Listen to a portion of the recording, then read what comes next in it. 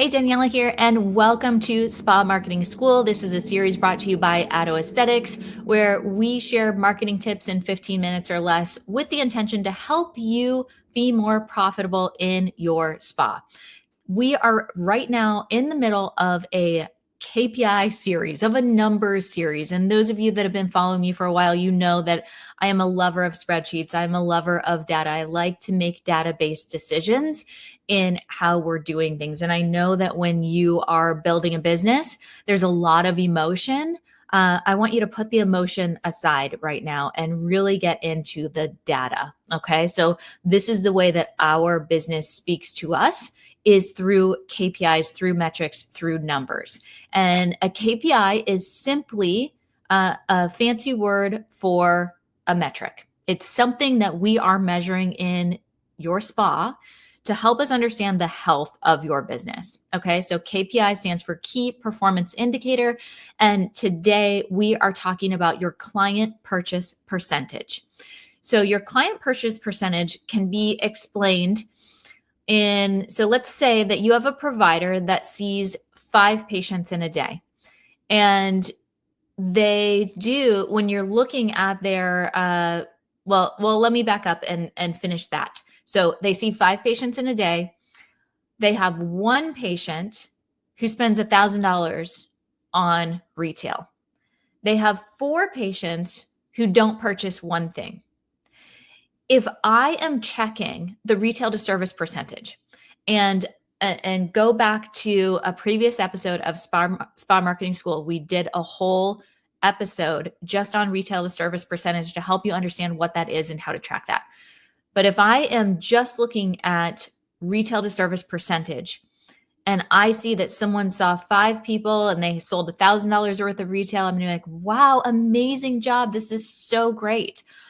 But if I'm not looking at client purchase percentage, I don't know the missed opportunity that just happened. So that's why we like to look at the two of these together.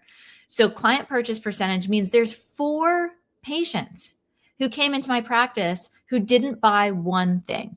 So I want to understand what the reasoning is for that. Now, when I was at a spa previous to opening my company, I started out there. I had 1 month where I was seeing all new patients, and I absolutely believe in selling the entire home care regimen.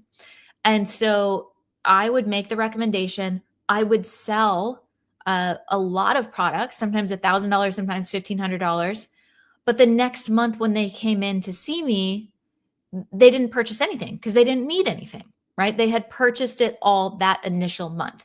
So it's important to really understand and break down the data, because if my manager had looked at that and said, gosh, you were so great last month and this month you're not selling anything, what's going on? Well, I have to look at, well, of the people that saw me in the current month that you're wondering what's happening, how many of them are new patients that I had the opportunity to sell to versus the people who had already purchased their entire home care regimen. So that is one really important way to make sure that you're understanding what you're looking at and what's the reasoning behind that. After you've had someone with you, a provider with you for a series of time, I would say 4 to 6 months, it's really going to even out. And you're really going to be able to see kind of what is this particular provider, what is their average client purchase percentage. And we obviously want to get that as high as possible, but we want to make sure that it's working for our patients. Okay. So certain practices will, it depends on what the home care regimen that they're on are the products going to finish in 6 weeks and 8 weeks and 12 weeks? What are all of those different things? We just want to make sure that we are prepared and anticipating the needs of our patients before they happen.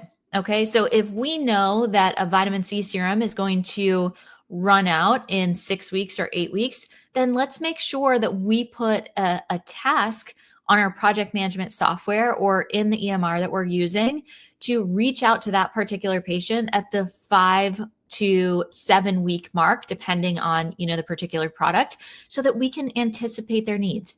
give them a call. Let them know that we can ship it to their house, no charge. We want to be there making life easier for them. We want it to be convenient to do business with us. Okay. So as small businesses, we are not just competing with the spa down the street. We're competing with the Amazons of the world, with the big skincare distributors that are online. There's a lot of places that we are competing with. But what I know to be true is that people enjoy doing business with people. People want to support small business. Okay. That's something that no matter who you are as a person, your identity, your beliefs, you can almost always find common ground in the fact that people believe in small business and want to support small business. So give them the opportunity to make it as convenient as possible for them. If you can have something show up at their doorstep without taking more of their precious time to having to go and stop and go inside and get the product and then leave, then if the choice is between you and Amazon, they're likely going to choose you. Okay. So make sure that you're making it as easy as possible. When you track these metrics and you really focus on what is the low hanging fruit, if I have someone who's purchasing a regimen from me and I make sure that I'm reaching out to get them to repurchase, that can be thousands, tens of thousands, even hundreds of thousands of dollars of increased revenue by you really kind of picking up that low hanging fruit in your practice. So when you're tracking client purchase percentage, remember to really understand what's going on in your practice. Do you have a new provider that they're seeing a lot of new patients? Are you just starting to introduce consultations and maybe you're seeing people buy a lot of products then? Make sure you're really looking at the overall picture to understand what that metric is telling you. And also make sure that when you're tracking retail to service percentage, you're also tracking the client purchase percentage. Those two go hand in hand. All right. I hope that you enjoyed this tip. Make sure that you put it into practice. Okay. When you're watching educational videos, when you're listening to podcasts, all of those types of things, it's great to feed your mind, but make sure that you're actually applying what you learn. That is going to be the thing that's going to make the difference in your business. All right. Thanks so much for joining me. And we will see you on another episode of Spa Marketing School very soon.